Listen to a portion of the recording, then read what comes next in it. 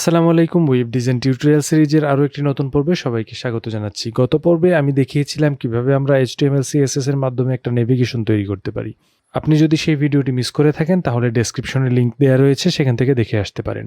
আজকের ভিডিওতে আমি HTML এর খুব গুরুত্বপূর্ণ একটি বিষয় নিয়ে আলোচনা করব, সেটা হচ্ছে কিভাবে আমরা HTML এর মধ্যে ফর্ম তৈরি করতে পারি। অর্থাৎ আমরা বিভিন্ন ওয়েবসাইটে দেখি যে ইউজারের কাছ থেকে ডাটা সংগ্রহ করার জন্য একটা ফর্ম ফিল আপ করা হয়। এই ধরনের ফর্ম কিভাবে আমরা আমাদের HTML টেমপ্লেটে তৈরি করতে পারি সেই বিষয় সম্পর্কে আজকে আমি আপনাদেরকে ধারণা দিব। এজন্য প্রথমেই আমি আমার সাবলাইম টেক্সট ওপেন করব, তারপর আমার যে এক্সিস্টিং প্রজেক্টটি ছিল এখানে আগের যে কোডটি ছিল সেই কোডগুলো আমি কেটে দিচ্ছি। সেমভাবে এখানে যে কোডগুলো ছিল এগুলো কেটে দিচ্ছি। কোডগুলো কেটে দেওয়ার পর ফর্ম বলতে আমরা বুঝি যে এখানে বিভিন্ন ইনপুট থাকবে, অর্থাৎ যেখানে আমাদের ইউজাররা ডাটা ইনপুট করতে পারবে। এজন্য প্রথমেই আমাদের একটা ফর্ম নামে ট্যাগ ব্যবহার করতে হবে, যেটা HTML এর একটা ট্যাগ, এবং এই ট্যাগের মাধ্যমে বোঝায় যে এখান থেকে আমরা ডাটা কালেক্ট করব, অর্থাৎ ইউজার এখানে বিভিন্ন ডাটা দিয়ে সাবমিট করবে। এখন ফর্মের মধ্যে ডিফল্টভাবে একটা অ্যাট্রিবিউট আছে, সেটা হচ্ছে অ্যাকশন, এবং অ্যাকশনের কাজ হচ্ছে যখন এই ফর্মটা সাবমিট করা হবে এই ডাটাগুলা নির্দিষ্ট একটা ফাইলে আমরা পাঠাতে পারবো।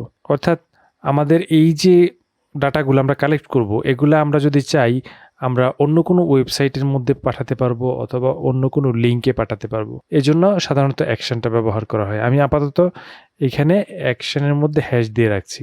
এখন এখানে আমরা চাইলে বিভিন্ন ক্লাস বা অ্যাট্রিবিউট ব্যবহার করতে পারবো। তার আগে এখন আমি যদি আমার এই ফাইলটা আমার ব্রাউজারে ওপেন করি, আমি কিন্তু ব্ল্যাঙ্ক দেখতে পাচ্ছি, কারণ হচ্ছে আমরা শুধুমাত্র একটা ফর্ম ট্যাগ ব্যবহার করেছি এবং ফর্ম ট্যাগের ভিতরে কি হবে সেটা কিন্তু আমরা বলি নাই।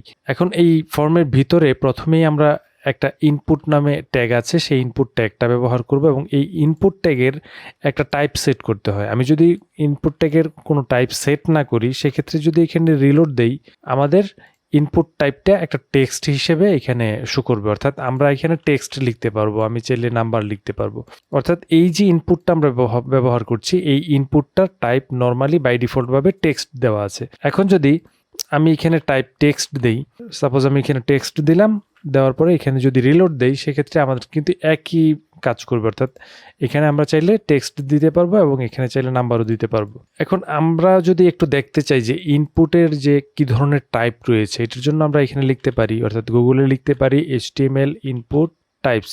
এটা লিখে যদি আমরা সার্চ করি আমরা W3 স্কুলসের একটা লিস্ট পেয়ে যাব, এবং এইখানে গেলে আমরা দেখতে পাবো যে এখানে বিভিন্ন ধরনের ইনপুটের টাইপ রয়েছে। তার মধ্যে আমরা যেটা ইউজ করেছি সেটা হচ্ছে টেক্সট, যেমন এই ইনপুটের টাইপটা আমরা ব্যবহার করেছি। এখন আমরা যদি এখানে ইনপুট টাইপ টেক্সট না ব্যবহার করে আমরা যদি এখানে ইমেল ব্যবহার করি, সাপোজ আমি এখানে ইমেল ব্যবহার করলাম, এবং ইমেল ব্যবহার করার পরে আমি যদি এখানে রিলোড দেই, তার মানে এই ইনপুটের ভিতরে শুধুমাত্র ইমেল অ্যাড্রেস সাবমিট করা যাবে, আদার অন্যান্য কোনো টেক্সট এখানে সাবমিট করা যাবে না। সাপোজ আমি যদি কিছু একটা লিখে এখানে বাইরে ক্লিক করি বা এখানে এন্টার দেই, সেক্ষেত্রে কিন্তু আমাকে এখানে শো করছে যে প্লিজ ইনক্লুড @, অর্থাৎ একটা ইমেল অ্যাড্রেস হওয়ার জন্য @ যে সিম্বলটা আছে সেটা অবশ্যই লাগবে। অর্থাৎ এই যে লেখাটা আমি লিখেছি এটা কিন্তু ইমেল অ্যাড্রেস না, এজন্য সে আমাকে এই ধরনের একটা নোটিশ দিচ্ছে। অর্থাৎ যখনই আমরা সাবমিট করতে যাব সেক্ষেত্রে এই ধরনের এরর নোটিশ আমাদেরকে দেখাবে, যেহেতু এটা একটা ইমেল অ্যাড্রেস না। এখন আমরা যখন কোনো একটা ফর্ম ক্রিয়েট করি সেই ফর্মের অবশ্যই একটা সাবমিট বাটন প্রয়োজন হয়, কারণ এই ফর্মটা আমরা যখন আমাদের ইউজার যখন এখানে কোনো কিছু লিখবে, লিখার পরে এটা সে যদি সাবমিট করতে চায় সেক্ষেত্রে কিন্তু একটা বাটনের প্রয়োজন হবে, এবং এই বাটনটা আমরা দুইভাবে ব্যবহার করতে পারি। কিভাবে? একটা হচ্ছে ইনপুটের টাইপটি হচ্ছে সাবমিট, এবং সাবমিট দিয়ে আমি যদি এখন রিলোড দেই অটোমেটিক্যালি এখানে একটা বাটন চলে এসেছে, সেটা কিন্তু আর নর্মাল এই ধরনের ইনপুটের মতো না। এবং এই সাবমিট বাটনে যখন আমরা ক্লিক করব তখন এখানে হ্যাশ অ্যাড হচ্ছে, যেটা আমি এই যে ফর্মের অ্যাকশনের মধ্যে দিয়ে রেখেছি। এখন আমরা এই যে সাবমিট যে কথাটা আছে এই সাবমিট কথাটা কিন্তু এখানে কোথাও লিখি নেই, অর্থাৎ শুধুমাত্র আমরা টাইপ হিসেবে সাবমিট সিলেক্ট করেছি বা সাবমিট লিখেছি। এখন আমরা যদি এই যে সাবমিট লেখাটা আছে এটা যদি চেঞ্জ করতে চাই, সেজন্য আমাদেরকে এইখানে ইনপুটের মধ্যে একটা ভ্যালু দিয়ে দিতে হবে, এবং ভ্যালুতে আমি যা দিব সেটাই বাটনে শো করবে। এখন ভ্যালুতে যদি আমি দেই যে সাবমিট ফর্ম, আমি সাবমিট ফর্ম দিয়ে এখন যদি রিলোড দেই সেক্ষেত্রে আমার এই বাটনের মধ্যে অর্থাৎ সাবমিট বাটনের মধ্যে সাবমিট ফর্ম লেখাটা শো করবে। এখন আমরা যেহেতু এখানে ইমেল ব্যবহার করেছি, আমরা ইতিমধ্যে দেখলাম যে টেক্সট কিভাবে কাজ করে বা টেক্সট ইনপুট কিভাবে কাজ করে এবং ইমেল ইনপুট কিভাবে কাজ করে। আমরা এখানে আরেকটা কাজ করতে পারি বা আরেকটা অ্যাট্রিবিউট ব্যবহার করতে পারি, সেটা হচ্ছে প্লেস হোল্ডার। প্লেস হোল্ডার কি জিনিস? প্লেস হোল্ডার হচ্ছে নর্মালি আমরা যখন এখানে ইনপুটটা ব্যবহার করেছি, ইউজার কিন্তু প্রথমেই বুঝতে পারবে না যে এখানে আসলে সে কী লিখবে বা কেন এই ইনপুটটা দেওয়া হয়েছে। অনেক ক্ষেত্রে আমাদের যারা বেসিক লেভেলের ইউজার তারা কিন্তু এটা নর্মালি বুঝতে পারবে না। এজন্য আমি এখানে লিখে দিতে যাচ্ছি এন্টার ইউর ইমেইল। আমি এইটা লিখে দিতে যাচ্ছি এবং এটা লিখে দেওয়ার পরে এখানে যদি রিলোড দেই, আমি দেখতে পাচ্ছি এন্টার ইউর ইমেইল। এটা প্লেস হোল্ডার হিসেবে এই ইনপুট বক্সের মধ্যে শো করছে এবং আমাদের ইউজার যখন কোনো কিছু লিখবে তখন কিন্তু সেই লেখাটা চলে যাবে। অর্থাৎ প্লেস হোল্ডারের মাধ্যমে আমরা একটা ইনপুটের প্লেস হোল্ডার লেখা শো করতে পারছি। এখন এই ইনপুটের সাথে আরেকটা ট্যাগ ব্যবহার করা যায়, সেটা হচ্ছে লেবেল। আমরা যদি লেবেল ট্যাগটা ব্যবহার করি, সাপোজ এখানে আমি চাচ্ছি ইমেল অ্যাড্রেস, এই লেবেলটা থাকবে যেটা আসলে ইনপুটের উপরে থাকবে। আমি যদি একটু রিলোড দিই, আমি দেখতে পাচ্ছি যে এইটা নর্মালি ইনপুটের আগে আছে। তো আমরা সাধারণত এভাবে ব্যবহার করতে পারি। ব্যবহার করার পরে এখন আমরা চাচ্ছি কি যে এই ইমেইল অ্যাড্রেস এই লেখাটার উপর ক্লিক করলে সে এখানে কার্সরটা নিয়ে আসবে এভাবে। এজন্য আমরা লেভেলের মধ্যে দেখতে পাচ্ছি যে এখানে ফর নামে একটা অ্যাট্রিবিউট ব্যবহার করা আছে বা ডিফল্টভাবে আছে এবং ফরের মধ্যে যদি আমি একটা কি সেট করি, কি বলতে চাবি, যেমন আমি ইমেল এই লেখাটাকেই ফরের মধ্যে ব্যবহার করলাম, তাহলে ইনপুটের মধ্যে আমি যদি দিয়ে দিই আইডির মধ্যেও আমাকে ইমেল দিতে হবে। অর্থাৎ ফরের মধ্যে যা দিব ইনপুটের আইডির মধ্যে তাই দিয়ে দিতে হবে। যখন ভ্যালুটা সেম হবে, এখন যদি একটু রিলোড দিয়ে আমরা যদি এই যে ইমেল অ্যাড্রেস এই লেখাটাতে ক্লিক করি, তখন কিন্তু আমাকে এই যে ইমেল অ্যাড্রেসের যে ইনপুটটা সেখানে নিয়ে এসেছে। অর্থাৎ এই ইমেল অ্যাড্রেসের যে ইনপুটটা সেখানে আমার কার্সরটাকে অটোমেটিক্যালি ফোকাস করছে। যাই হোক, আমরা দেখতে পারলাম যে কিভাবে ফর্মের মধ্যে লেবেল এবং ইনপুট ব্যবহার করে। এখন আমরা যদি অন্য কোনো একটা ইনপুটের টাইপ ব্যবহার করতে চাই, সাপোজ আমি চাচ্ছি এখানে ইমেল নিবে না, এখানে আমরা একটা ডেট সিলেক্ট করব। আমরা যদি ডেট সিলেক্ট করতে চাই, সেজন্য আমরা এখানে টাইপটাকে ডেট করে দিব এবং ডেট করে দেওয়ার পর এখানে যদি রিলোড দেই, আমার কিন্তু এখানে MMDDYY অর্থাৎ আমাদের মাস, দিন এবং বছর এটা শো করছে এবং আমরা চাইলে এখানে ম্যানুয়ালি লিখতে পারবো। যেমন আমি 02/02/2020 এটা দিয়ে দিলাম। আবার কোনো ইউজার চাইলে এখানে ক্যালেন্ডারে ক্লিক করে সে এখান থেকেও লাইভ সিলেক্ট করতে পারবে। এভাবে একইভাবে আমরা যদি এখানে ডেট না দিয়ে আমরা চাচ্ছিলাম যে কোনো একটা টাইম সিলেক্ট করব, এই জন্য আমরা এই যে ইনপুটের টাইপটা আছে সেই টাইপটাকে আমরা টাইমে পরিণত করব বা টাইম লিখে দিব। টাইম লিখে দেওয়ার পরে আমরা যদি একটু রিলোড দিই, এখন কিন্তু আর ডেট নাই, এখন আমাদেরকে টাইম দিয়ে দিতে হবে। সাপোজ 2:30 AM অথবা PM দিতে পারি, আমি সাপোজ AM দিয়ে দিচ্ছি। এছাড়া আমরা যদি চাই যে এখান থেকে যে ওয়াচ আইকন আছে, ওয়াচ আইকনের মাধ্যমে এখান থেকে সিলেক্ট করতে পারি। এভাবে আমরা আমাদের যে ইনপুট আছে ফর্মের ভিতর সেই ইনপুটগুলো ব্যবহার করতে পারি।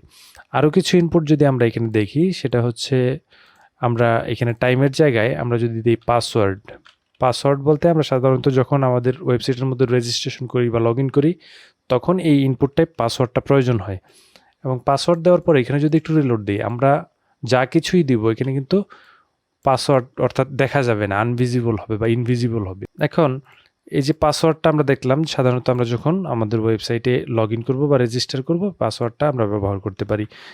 এছাড়া আমরা যদি লিস্টের মধ্যে আরও কিছু দেখি, যেমন আমি সাবমিটটা দেখেছি, পাসওয়ার্ডটা নাম্বারটা যদি দেখাই, আমি এখানে আমরা জাস্ট পাসওয়ার্ডের জায়গায় কি করব, নাম্বার দিয়ে দিব। নাম্বার বলতে এখানে শুধুমাত্র যে মিনিংফুল যে লেখাগুলো আছে, অর্থাৎ 0 থেকে এর উপরে যা আছে সব কিছুই আমরা দিতে পারবো। এখন কিন্তু আমি চাইলে এই লেখাটা দিতে পারছি না, যেমন এটা আমি চাইলেও দিতে পারবো না। কারণ হচ্ছে কি, এটা কিন্তু কোনো নাম্বার না, এটা হচ্ছে একটা টেক্সট বা ইমেল অ্যাড্রেস। এখন যদি আমি শুধুমাত্র নাম্বার দিতে চাই, সেক্ষেত্রে কিন্তু আমি নাম্বার দিতে পারবো।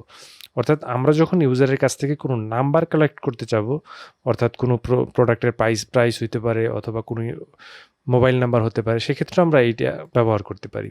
এছাড়া আরেকটা ইনপুট টাইপ আমাদের খুব বেশি প্রয়োজন হয়, সেটা হচ্ছে ইনপুট টাইপ ফাইল। আমরা বিভিন্ন সময় আমাদের ওয়েবসাইটের প্রয়োজনে গ্রাহকের কাছ থেকে বা ইউজারের কাছ থেকে আমাদের কোনো একটা ফাইল নেওয়ার প্রয়োজন হয়। সেটা হতে পারে প্রোফাইল পিকচার, হতে পারে কাস্টম কোনো ফাইল।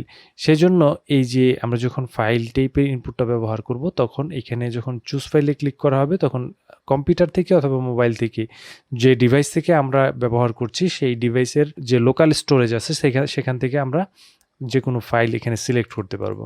এটা হচ্ছে ফাইল ইনপুটের কাজ। তারপরে আরেকটা হচ্ছে এখানে সার্চ, এগুলো টেক্সটের মতোই কাজ করে। ইউআরএল, আমরা যখনই কোনো একটা ইনপুটের মাধ্যমে কোনো একটা লিঙ্ক কালেক্ট করতে চাইবো, তখনই আমরা ইনপুটের টাইপটাকে রাখবো ইউআরএল। এবং ইউআরএল দিয়ে যদি আমি একটু রিলোড দিয়ে আমি এখানে কি করলাম, একটা ইমেল অ্যাড্রেস দিলাম এবং সাবমিট যখন করতে যাইবো, তখন কি বলবে যে প্লিজ ইন্টার এ ইউআরএল। কারণ ইউআরএলটা কিন্তু সাধারণত এরকম হয় না। একটা ইউআরএল হওয়ার জন্য আমাদেরকে নর্মালি আমরা https বা http এরকমভাবে, সাপোজ facebook.com এরকম, যেমন এইটা কিন্তু একটা ইউআরএল। তো এই ধরনের ইউআরএল সাবমিট করলে কিন্তু এখানে কোনো প্রকার এরর দিবে না। তো আমরা দেখতে পারলাম যে ইউআরএলটা কিভাবে ব্যবহার করা যায়। তারপরে আরেকটা আছে যে উইক। আমরা ডেট এবং টাইম দেখেছিলাম, আমরা যদি উইক দেখতে চাই সেক্ষেত্রে আমরা শুধুমাত্র টাইপটা চেঞ্জ করব যে উইক। আমরা একটু রিলোড দিলাম এবং এখানে উইকটা কিন্তু আমরা চাইলে এখানে ব্যবহার করতে পারবো। আমরা ক্যালেন্ডার এখানে দেয়া আছে, ক্যালেন্ডারের মাধ্যমে ব্যবহার করতে পারি। এখন যদি আমরা অন্য আরেকটা ইনপুট টাইপ দেখতে চাই, সেটা হচ্ছে ইনপুট টাইপ কালার যদি দেই, আমরা এখানে যে কোনো একটা কালার কোড এখানে আমরা সিলেক্ট করতে পারবো। যেমন আমি এখানে কালার দিয়ে দিলাম এবং এখানে যদি রিলোড দিই, আমরা এখান থেকে ক্লিক করলে একটা কালার সিলেক্ট করতে পারবো। সাধারণত RGB কালার এখান থেকে সিলেক্ট করা যায়। আমি চাইলে এখান থেকে কালার পরিবর্তন করতে পারবো, অর্থাৎ ইউজার চাইলে বিভিন্নভাবে এই যে কালারটা এখানে প্লেস করতে পারবে, যেটা আমরা পরবর্তীতে যখন ডাটাবেজ নিয়ে কাজ করবো বা কাজ শিখবো তখন আমরা দেখতে পাবো। এছাড়া এখানে হিডেনটাও মাঝে মধ্যে ব্যবহার হয় যখন ডেভেলপমেন্টের কাজ করা হয়। এছাড়া এখানে টিএল বা টেলিফোন নাম্বার যদি আমরা নিতে চাই, সেজন্য টেলিফোন নাম্বারের যেই ইনপুটটা আছে সেটা ব্যবহার করতে পারি। তারপর রেঞ্জ আছে, আমরা যদি একটু রেঞ্জটা ব্যবহার করে দেখি, রেঞ্জ এবং রেঞ্জ দিয়ে আমরা যদি এখন এখানে রিলোড দিই, আমরা দেখতে পাচ্ছি যে এই যে রেঞ্জ অর্থাৎ একটা বারের মতো শো করছে এবং সেটাকে আমরা কমাতে এবং বাড়াতে পারছি। সেমভাবে আমরা চাইলে শুধু মান্থ বা মাসের নাম নিতে পারবো। এভাবেই আমরা বিভিন্ন যে ইনপুট টাইপগুলো আছে সেই ইনপুট টাইপগুলো ব্যবহার করতে পারবো। আপনারা সবগুলো ইনপুট টাইপ নিজে নিজে ব্যবহার করে প্র্যাকটিস করবেন, যাতে করে এই ইনপুট সম্পর্কে আপনাদের ভালো ধারণা থাকে। কারণ হচ্ছে আমরা প্রত্যেকটা ওয়েবসাইট যখন ক্রিয়েট করা হয় সেখানে কোনো না কোনো একটা ফর্ম কিন্তু থাকে। এজন্য আমাদের ওয়েব ডিজাইনের জন্য এই যে ইনপুটগুলো এবং একটা HTML টেমপ্লেটের মধ্যে কিভাবে ফর্ম তৈরি করা লাগে, এই বিষয়টা খুবই ইম্পর্টেন্ট। সো আজকের ভিডিও এ পর্যন্তই। পরবর্তী ভিডিওতে আমি নতুন কোনো একটা টপিক নিয়ে আপনাদের সাথে আলোচনা করব। সেই পর্যন্ত সবাই ভালো থাকবেন, সুস্থ থাকবেন। আল্লাহ হাফেজ।